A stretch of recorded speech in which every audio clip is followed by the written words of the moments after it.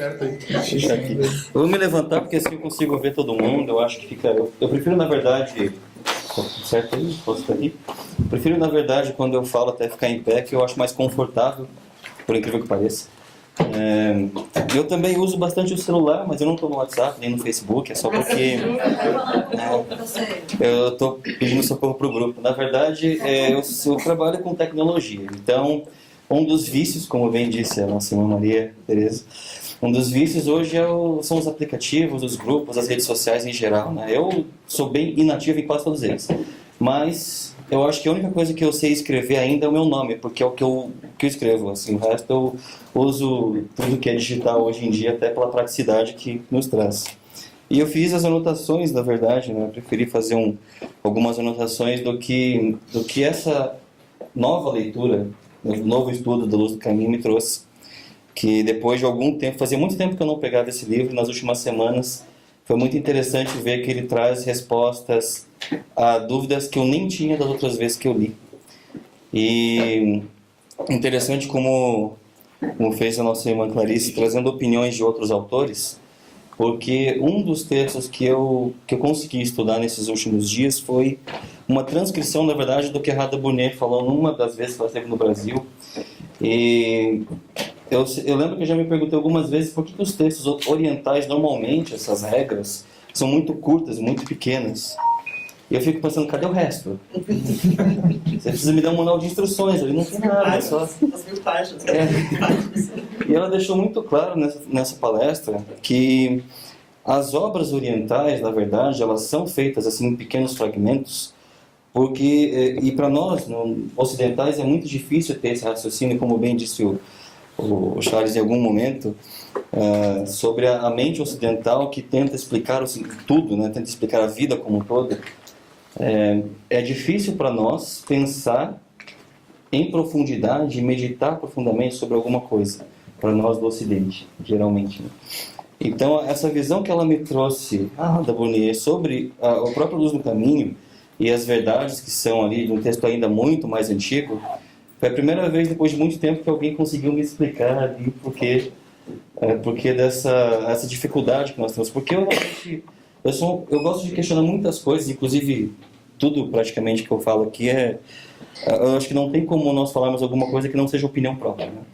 Então, e as nossas opiniões conflitam em alguns momentos, e como acabamos de ouvir, o conflito não é um problema.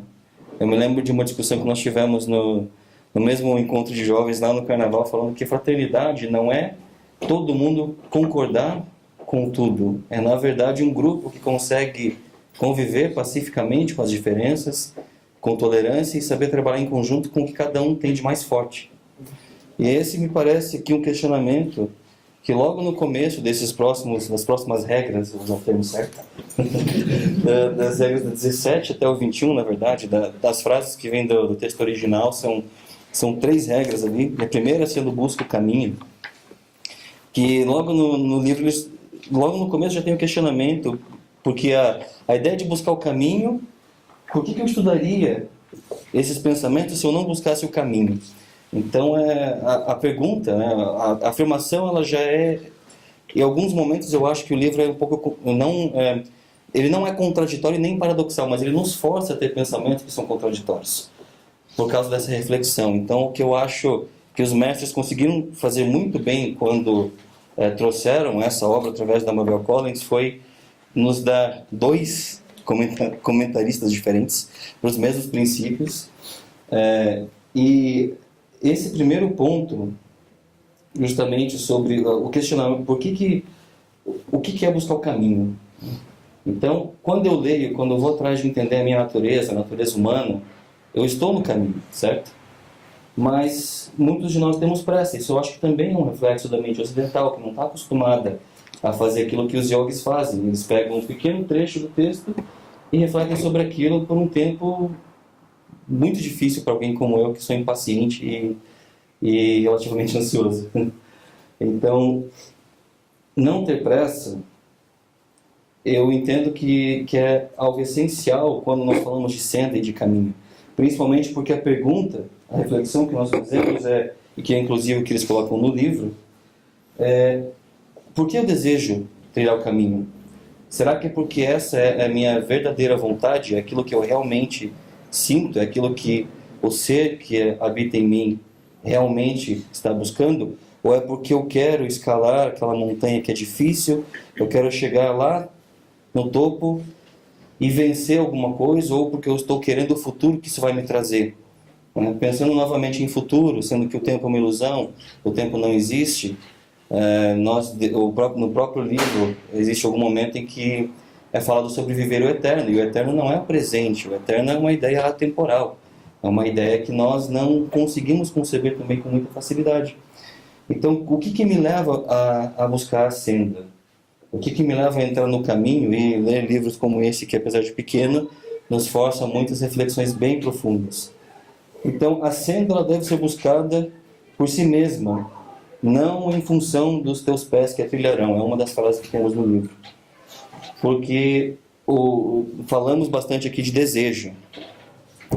O desejo, a própria palavra, ela pode ter interpretações muito diferentes, né? A própria ambição pode ser interpretada de várias formas diferentes, muito associada com ganância às vezes. E se nós estamos falando sobre buscar a senda por si mesma, eu entendo como um momento em que na minha existência, eu como ser divino, não vejo outra coisa a ser feita. Isso não significa que, estando encarnado, eu vou me isolar no topo do Himalaia, ficar meditando 48 horas por dia, né, porque a gente tem alguns poderes e tal. Não é assim que eu vejo que as coisas acontecem. Então, e um outro ponto interessante no livro eles falam sobre os segredos que nós vamos desvendando enquanto na senda. E eu achei muito interessante essa afirmação: quando o último segredo for buscado, estarás preparado para um segredo maior.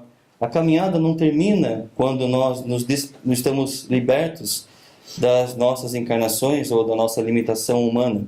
Então não é aqui que o nosso caminho termina. Então a senda, ela é infinita, a senda, ela é eterna. O caminhar que nós fazemos não tem limites, como nós somos seres que não temos limitações também. Então, a ideia que eles trazem é: nesse último segredo se abrirá um caminho novo, uma senda que conduz para além de toda experiência humana e que está totalmente fora da percepção ou imaginações humanas. Do que nós estamos falando aqui? Seriam talvez, considerando os outros conhecimentos teosóficos de que a própria natureza tem múltiplas manifestações de vida, a vida como um todo se manifesta sempre de modos diferentes, e existem outras evoluções que não são as evoluções humanas, existem outras evoluções que são muito além da capacidade humana.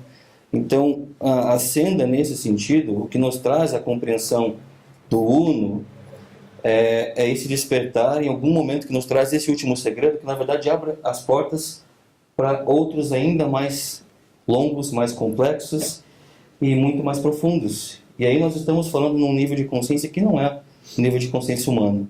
É um nível de consciência que estaria muito além, e que todos nós, em um momento ou outro, vamos chegar lá. E principalmente por isso o caminho deve ter sido escolhido desinteressadamente, que é a ideia que eu comentei. Eu vejo como se a minha alma sente que não existe outra coisa melhor que eu possa estar fazendo agora, então eu estou trilhando esse caminho. Não porque eu estou esperando os poderes, não porque eu quero sair daqui levitando, ou porque eu quero atravessar paredes, ou porque eu desejo outras coisas para a sociedade ou para o mundo, mas porque o caminho e a verdade vêm em primeiro lugar, em seguida vem a vida. Porque a vida não é nada além de uma expressão do caminho quando é trilhado. E eu gostei muito dos comentários do Charles sobre a questão de Maya, realmente. As nossas ilusões, até novamente a nossa mente ocidental, tentando interpretar um conceito oriental, às vezes nós distorcemos pela própria etimologia da palavra, pelo próprio significado. Entender que as experiências aqui, elas são experiências temporárias, não necessariamente ilusórias. Não é que isso que nós vivemos aqui não é real. Ele é real para todo mundo que está vivendo. E é importante para todos os seres que estão vivendo. Mas isso também faz parte da senda. E quando eu estou desperto no caminho, eu vou entender todas as experiências como parte da senda. As outras duas regras que vêm logo na sequência ainda sobre a busca do caminho. Falam sobre busca o caminho recolhendo-te para o interior e busca o caminho avançando audaciosamente para o exterior. Então, a nossa busca, a nossa vivência no caminho ela é desinteressada, ela é aquilo que a minha alma está clamando para que seja feita. E a busca do caminho ela vai acontecer recolhendo-se para o seu interior, onde eu consigo realmente o contato com a divindade, eu consigo entender e, mais do que entender, sentir aquilo que é a verdade. E para o exterior, porque não adianta eu viver apenas buscando o contato com o que é interno, se eu não o vivo. Afinal de contas, nós estamos num plano onde nós vivemos de experiências, nós vivemos eventos cíclicos. Então, novamente, aquela ideia, eu não vou me isolar no topo do Himalaia, porque eu não estarei vivendo, eu não estarei trilhando o caminho. Para cada temperamento existe uma estrada. Que direito eu tenho de julgar ou de condenar as atitudes de outros que seguem outras formas de pensamento, que têm a sua forma de ver o mundo? Aqui, nós todos temos opiniões sobre quase tudo. Às vezes nós só não expressamos essas opiniões por medo de represálias ou por não ser conveniente. Mas nenhum de nós é igual. Como bem disse aqui a Denise também, nós somos todos diferentes e é nas diferenças que nós encontramos realmente a fraternidade.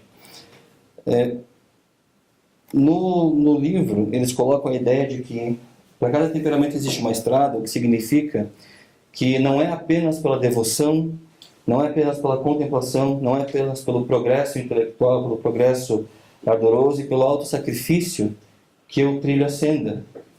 Na verdade, nenhuma dessas coisas isoladamente leva o discípulo adiante. Todos os degraus são necessários. Isso significa, novamente, que nesse momento eu posso estar vivendo uma experiência puramente intelectual. Eu trabalho com essas coisas aqui.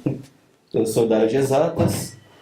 E eu fiquei pensando até eu trago muito das experiências do que eu vivo no dia a dia. Eu acho que é bom nós tentarmos analisar esses aspectos filosóficos com a nossa vivência diária. E eu fiquei pensando do que eu poderia falar que eu não faço a mínima ideia do que seja. Porque até isso, né? Para você falar de alguma coisa que você não sabe, você tem que saber o que você não sabe. Tem que confundir mais do que ela. Ainda tem, né, gente? Mas o Charles me deu uma ótima ideia. Porque eu tenho muito mais afinidade com as coisas tecnológicas, com as exatas, com a ciência. Eu não entendo nada de jardinagem. Nem Já alguém morreu, temos dois aí. Se você me der uma planta, eu tenho medo que ela morra só porque eu vou ficar olhando para ela. Então eu realmente não sei lidar com essas coisas. Isso significa que o Charles, que gosta de plantas, está mais avançado, mais atrasado que eu? Eu só sei como exemplo. Isso foi um exemplo ótimo. Só é encalçado. Mas é um exemplo excelente, né? Então, por que nós temos que ter essa noção de que o caminho não é único? Porque se o caminho fosse único, como é que nós teríamos tantos mestres que viveram e criaram, não necessariamente as religiões, as instituições religiosas, mas criaram escolas de pensamento que são tão diferentes entre si? Será que alguns são discípulos, alguns são mestres e outros não? Ou apenas porque eles têm faculdades diferentes, falam idiomas e linguagens de alma diferentes? Então, o caminho não é único, a senda não é única. Novamente, nós vemos a luz do caminho nos dizendo que são as diferenças que nos levam a trilhar esse caminho. E a força da fraternidade está em, aliados às diferenças, você realmente conseguir trabalhar para o todo, trabalhar para o plano divino. Como nós bem comentamos aqui também, nós temos vícios. Que é um. Nós temos vícios e nós temos virtudes.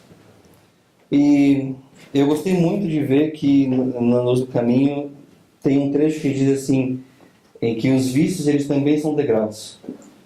Nós vivemos em uma contradição, às vezes, eu acho que talvez seja também algo da mente ocidental, de pensar, virei teósofo, agora eu não posso pecar nunca mais. E agora? Não posso ter vício. Eu tenho que abandonar tudo aquilo que eu fui condicionado a viver nos últimos 30 anos. Como que eu vou fazer isso? Não esqueça, não vou nunca me iluminar, eu vou continuar por aí, vou continuar lendo, indo na palestra e nunca vou chegar nesse nível de me considerar trilhando a senda ou nunca vou chegar próximo dos mestres de sabedoria. Os vícios, eles nada mais são do que uma ferramenta ou algo que nós vamos, através das virtudes, vencer esses degraus. Então, se nós temos vícios, o mais importante é entender que eles estão lá. É nós observarmos que eles estão lá. E o nosso trabalho na senda é novamente, quando eu estou me observando, quando eu estou praticando o autoconhecimento, também gosto muito dessa palavra, como você pode ver. Quando eu estou praticando e me observando, eu vou conseguir entender quais são os vícios que eu tenho. Às vezes eu não percebo, mas outras pessoas me apontam. Quando ninguém me aponta isso claramente, o universo te aponta. Por exemplo, uma coisa que eu gosto bastante, que acontece comigo o tempo inteiro, que é alguém cortar na minha frente no trânsito. Não tem algo melhor para despertar os seus vícios interiores do que uma falta de educação alheia. Então, Parar de atravessar a preferencial. pois é, eu tento, mas não dá mais forte que eu. Tem uma plaquinha que pare. Então, o que acontece quando nós temos, na verdade, a nossa ideia de que os vícios, como pecados, como coisas que são demônios em nós, sim, eles são, mas os demônios interiores são parte de você também. Então, o que é que eu faço com os meus demônios interiores? Se eu tentar expulsá-los, eles vão voltar com mais força. Eu preciso conversar com o meu interior. O conversar com o interior, e por isso busca o caminho no seu interior, não está exclusivamente falando da luz interna que nós temos, mas das sombras que nós temos. Então, Vícios são pontos para as virtudes. vícios são pontos para as virtudes, são degraus. E o domínio da individualidade talvez seja o maior objetivo quando nós trilhamos a senda. Então nós entendemos, em tantos autores e tantos textos diferentes, podemos entender que nós não somos esta personalidade aqui que vive uma encarnação. Nós não somos isso, nós somos algo muito maior. Mas esta personalidade tem vontades, tem vícios, tem desejos. E qual é a nossa verdadeira, qual é a verdadeira forma de despertar a luz, de encontrar essa luz do caminho, que não seja o domínio da individualidade pela força da vontade espiritual? É o termo que é utilizado no livro. Dominar a individualidade pela força de sua vontade espiritual desperta. O desperta talvez sendo a palavra-chave, porque o despertar... Achei que eu ia derrubar o microfone aqui. O despertar não é um momento de iluminação em que um raio caiu na sua cabeça e agora você entende tudo. É um processo que existe, passar por todos os degraus, trabalhar todas as virtudes através dos vícios. E isso vai nos despertar as reflexões constantes, os momentos em que eu percebo como eu vivo, em que eu paro também de me ferir. Como é que é o termo? Quando você se bate? Isso. Quando eu pratico um autoflagelo, por que eu preciso me punir o tempo inteiro? Por que eu preciso me sentir culpado pelas coisas que nada mais são do que vícios que fazem parte de mim e que estão me dizendo que é ali que eu tenho que lapidar? Não é necessariamente o vício que deve te fazer... a própria culpa é um vício, na verdade, não é? Sentir culpa das coisas nada mais é do que um vício também. Então, por que onde entra o verdadeiro ser e a luz no caminho? Nesse processo todo? É no domínio da própria individualidade. Entendendo que a individualidade, essa personalidade que vive encarnada, foi criada pelo verdadeiro ser, com muito esforço e para servir um propósito bem específico. Isso tem muito a ver com aquelas outras regras que falam da separatividade. A ideia de que nós somos separados, né? A própria vivência individualizada nos faz ver que nós somos diferentes do mundo, nós somos diferentes de todos os outros, e nós conseguimos observar a diferença em todos os lugares, sentindo talvez que nós não somos parte disso, que a natureza é algo muito diferente, que eu tenho bilhões e bilhões de espécies nesse planeta, E eu não sou parte dos outros, eu não sou parte desse mundo, eu sou algo separado. A própria ideia individualizada é o que nos permite ver além e entender que através da individualidade eu consigo compreender o todo. Então, por isso a individualidade ela não é também um inimigo, mas sim algo que foi criado com muito esforço para cumprir esse propósito de nos permitir enxergar além. E é isso que nós fazemos na busca do caminho. É quando eu olho para o interior, quando eu faço um exercício que é constante para refletir, para entender onde a minha individualidade toma o controle da situação e xinga aquele que cruzou a minha frente no trânsito, que quando amigavelmente, coisa que eu faço bastante, né? Quem me conhece um pouco sabe que eu costumo ser um pouco desajeitado, já devo ter quebrado alguma coisa na casa da Melissa. Sim, Então, quando eu chuto com o dedão do pé a quina de alguma coisa, né, nesse momento eu consigo realmente pensar na luz do caminho. São esses os momentos que nos mostram onde entra o domínio, da vontade espiritual desperta sobre a individualidade. Então, a experiência é no interior, é pela experiência usando os sentidos e é no estudo. Então, todos aqueles aspectos devocionais vão fazer parte disso também. Por isso que não é um único caminho, não é uma única forma. Então, eu penso que direito eu tenho de julgar o caminho do outro que está seguindo da forma que lhe é melhor. O próprio julgamento sendo algo que nós temos que lidar também nesse processo, né? Pelo menos para mim, se alguém descobriu a fórmula para nunca julgar nada, me conta, né? Que esse é um segredo que, se alguém realmente descobriu, é um segredo muito valioso. É uma nova religião, né? Uma nova religião. Porque o que é julgar se não apenas você ter uma opinião sobre algo, né? Então nós precisamos lembrar que o julgamento necessariamente, a própria palavra, aqui de novo, a etimologia da palavra vai dar sentidos diferentes, mas eu tenho opinião sobre tudo. Isso não me dá o direito de discriminar o outro por isso, porque ele é diferente de mim, porque ele fez algo diferente, porque ele fez coisas que eu sei que moralmente são incorretas. Eu consigo observar, eu consigo entender, e esse processo de entender, de observar, também é extremamente importante para a própria luz do caminho, como nós vemos nesses capítulos. Eu não sei o que o Otávio fez quando ele pensou em como dividir os temas, mas ele escolheu a parte dele que eu mais gosto. Nós não falamos sobre isso. E eu ouvi o Charles falando a mesma coisa, né? O Otávio escolheu aquelas regras que você mais gosta também, né? Eu não penso que eu mais gosto. Veja só.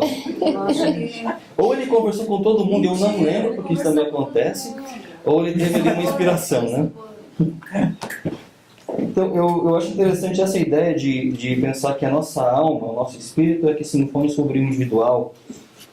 E nesse momento em que eu chuto o pé da mesa, é onde eu tenho que me lembrar que o que dói é o indivíduo, não é o ser, não é o verdadeiro ser. Aquele que me ofende está perdido em ilusões, em crenças temporárias. Mas já que falamos de grupos, tem uma imagem que eu vejo circulando bastante, que é um discípulo perguntando para o mestre como lidamos com os outros, e o mestre responde: não há outros. Realmente, que outros, né? Uma das outras, nesse mesmo capítulo, tem essa frase: busca o caminho, no caso, com uma profunda obediência da alma, a tênue estrela que arde no interior, a minha centelha divina. Então também eu olho para o interior em busca dessa luz, que ela se torna mais intensa enquanto eu vou trilhando o caminho. E quando existe essa revelação do último segredo, esse despertar, essa luz subitamente se torna infinita.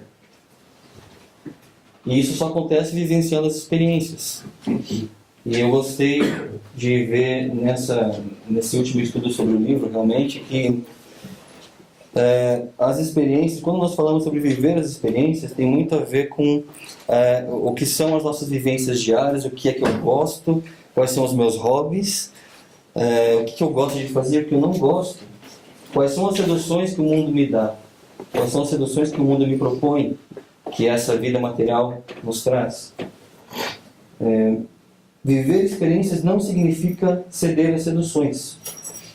Antes de entrar na senda, antes de buscar esse conhecimento mais profundo, é normal que nós estejamos entregues e seduzidos pelas paixões do nosso mundo de... Qual foi o termo que você usou? Realidade transitória? Realidade transitória. Nosso mundo de realidade transitória. Antes de eu ser exposto a esses conhecimentos, é natural que eu viva entregue a essas paixões e nem consiga compreender o que acontece. Mas a partir do momento em que eu me vejo trilhando a senda ou tentando fazer aquilo que os mestres fazem, tentando viver como eles, quando eu trilho esse caminho, quando eu estou tentando fazer isso, o conhecimento vai sempre nos forçar a encarar isso de verdade. Toda vez que eu passar por cima de alguém, toda vez que eu fizer algo que eu sei, que eu já li, que alguém já me mostrou em uma palestra, que eu, em algum estudo filosófico eu já percebi, tudo isso vem à tona. Por mais que nós, às vezes, a gente finja que não está percebendo, o universo vai encontrar formas de te fazer ver isso claramente. Quanto mais eu sei, mais difícil o caminho fica, porque eu não tenho como me esconder dos meus próprios vícios e dos meus próprios tropeços. Eu não posso fingir que eu não fiz aquilo. Eu não consigo mais me manter fechado para isso. E é por isso que eu penso, né? Como eu faz um tempo que eu não posto quase nada assim em redes sociais, porque eu fico ocupado. Mas também porque eu comecei a perceber, se nós pensarmos, né, hoje em dia as redes sociais são a forma que eu tenho de gritar, para o mundo inteiro ouvir. E às vezes o grito não é bom, às vezes o grito não é muito construtivo assim. Então, quando nós pensamos novamente lá no julgamento, todos nós vamos sempre ter opiniões sobre as notícias que nós vemos hoje no dia a dia, principalmente, né, talvez o que esteja mais em alta hoje é pensarmos sobre política. Todo mundo tem opinião sobre tudo o que está acontecendo nesse país.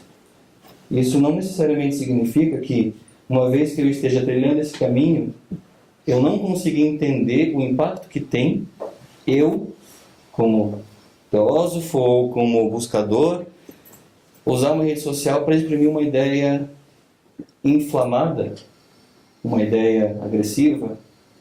Será que nós já paramos para pensar o que nós provocamos quando nós fazemos isso? Sendo que os próprios pensamentos têm vida própria, tomam força, nós influenciamos outras pessoas.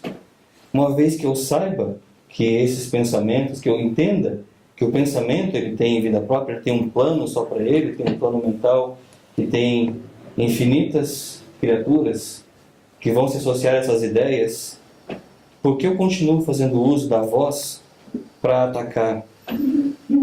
Então, foi uma das reflexões que, novamente, estudando uma obra como essa, não tem como não refletir sobre isso.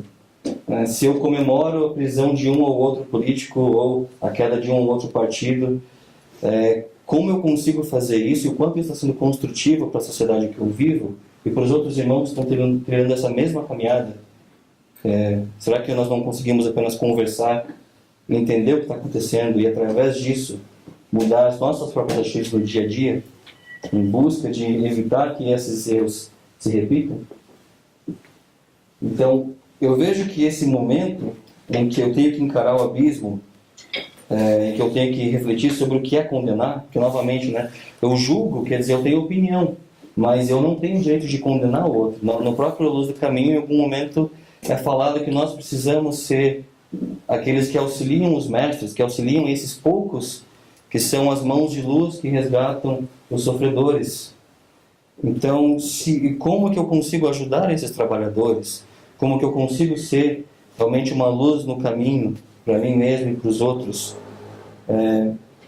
sem vigiar a condenação que eu faço, a exaltação que eu faço de outros também, porque às vezes se afiniza com a minha ideia, então por isso eu devo elevar esses outros a níveis de divindade. E eu acho, de novo, isso se manifesta muito mais claramente talvez na política, o momento em que nós assumimos causas que não são necessariamente nossas e defendemos bandeiras. Eu vejo que para aqueles que estudam a espiritualidade, você sente muito mais esse impacto quando essa energia volta para você, quando você percebe o que acontece nesse mundo de hoje em que é fácil as ideias se inflamarem.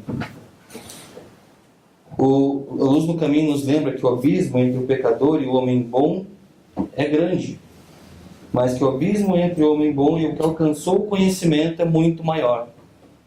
Nós que estamos tentando trilhar esse caminho e viver como os mestres, estamos tentando seguir as regras para viver da forma como eles vivem. E nós precisamos lembrar, de novo, quanto mais nós sabemos, maior é o abismo, mais fácil é de eu tomar as decisões ou os caminhos errados. Principalmente, também, pensando que quando eu sou exposto a esse conhecimento da verdade, através do meu interior, eu tenho uma luz que começa a brilhar. E essa luz que brilha cada vez mais forte conforme eu trilho o caminho, o que ela faz além de deixar mais evidente ainda as nossas sombras? Então, novamente, o processo todo, a nossa caminhada, vai fazer com que as nossas sombras estejam cada vez mais presentes e as batalhas são cada vez mais intensas. É feita uma comparação no livro sobre o momento de uma tempestade, como na natureza nós podemos ver nesses momentos em que tudo parece viver no caos e dominado pelas forças que conflitam, e de repente nós temos um momento de silêncio, nós podemos ouvir a voz do silêncio. Esse momento não vai durar para sempre também. É um momento transitório, é um momento em que eu me preparo para a próxima batalha. Pois enquanto estamos na senda, serão muitas as batalhas a serem travadas. E não são batalhas com os outros, são batalhas com nós mesmos. Então a luz no caminho, essa busca é o que nos faz viver encarando as nossas sombras. É isso que nos coloca de frente à nossa sombra. Então a ideia de nós trilharmos a luz, sermos a luz do caminho, é que nós possamos ajudar aqueles que trabalham, aqueles servidores que trabalham pela luz, trabalham contra as trevas, ser uma força aqueles que lutam. Porque assim nós começamos a compartilhar uma alegria que traz, na verdade, um trabalho terrível e uma profunda tristeza, mas também um grande e crescente deleite. Então, novamente, uma ideia que pode ser contraditória. Porque é difícil, é extremamente difícil trilhar esse caminho, mas também nos traz uma felicidade muito grande. E a alegoria que eu vejo, a metáfora que é usada constantemente no livro, é sobre as flores. É o desabrochar de uma flor. Procura pela flor que desabrocha durante o silêncio que segue a tormenta, não antes. Enquanto a tempestade está acontecendo, nós estamos ainda aprendendo a passar pela dificuldade para realmente ter esse momento em que eu escuto a voz do silêncio. Ou seja, o botão só se abre quando a natureza houver cedido e se submetido ao eu superior. Novamente, quando o espírito domina a individualidade. Então nós temos uma calma após uma chuva torrencial, e no profundo silêncio ocorrerá um misterioso acontecimento que comprovará que o caminho foi encontrado. E este acontecimento não pode ser descrito por qualquer metáfora. Pode, porém, ser pressentido, buscado e desejado, mesmo em meio ao furor da tempestade. Que é novamente essa ideia. Quando a flor só vai se abrir no momento em que ela estiver pronta para isso. Eu posso regar a flor, eu posso garantir que ela tenha condições adequadas para isso, que é o que nós fazemos, cercando ali a nossa personalidade, cercando a nossa individualidade, refletindo sobre como nós agimos e nos dominando. É isso que nós fazemos, nós cuidamos do ambiente dessa flor, mas ela novamente o seu botão só vai se abrir quando ela estiver pronta para isso. Não adianta eu ficar gritando ali, porque não vai. Já tentei. Então, o abrir da flor tem esse significado de percepção desperta, que traz consigo confiança, conhecimento e certeza. Eles têm, nesses parágrafos, são feitas muitas referências sobre o que isso significa nos estudos, principalmente. Então, é ler com os olhos do Espírito, pedir com a fome interior da aspiração espiritual. Quando a ideia é novamente que quando o discípulo está pronto, ele encontra com o mestre, e esse mestre eu vejo como nosso próprio mestre interior. Afinal de contas, é o nosso domínio sobre nossa própria individualidade. E nessas regras, né, acho que é uma ótima preparação para a parte 2. Eu achei muito interessante que o livro deixa muito claro que essas regras são seguidas pelos discípulos, e a segunda parte talvez sejam regras seguidas pelos adeptos, em que são seres despertos com um tamanho nível de consciência, que não estão mais presos a esses distúrbios, esses sofrimentos que nós vivemos. E eles encerram com a reflexão sobre a paz. A paz esteja contigo, a minha paz eu te dou. São palavras que só podem ser ditas pelo Mestre aos discípulos amados que são como ele. Ou seja, aqueles que, trilhando esse caminho, vencendo a si mesmos, vencendo as suas sombras, fazendo as pazes com elas, na verdade, podem também desejar que a paz esteja contigo. Porque, na verdade, a paz é deles e é assim eles nos dão a paz. É isso que eu vejo que os mestres fazem conosco, trazendo essas obras. Um livrinho pequeno que toda vez que você lê, você vai encontrar uma informação nova, uma reflexão nova, em linguagem que é feita para discípulos e adeptos, mas que também funciona justamente por isso, que é uma linguagem simples e que funciona para nós, que estamos tentando criar esse caminho. Então são essas reflexões que esse estudo me levou. Eu acho que nós vamos continuar amanhã com os detalhes do nosso irmão Moacir, pela segunda parte, falando das regras. Muito importante, vamos lembrar que são regras. Muito obrigado. Já.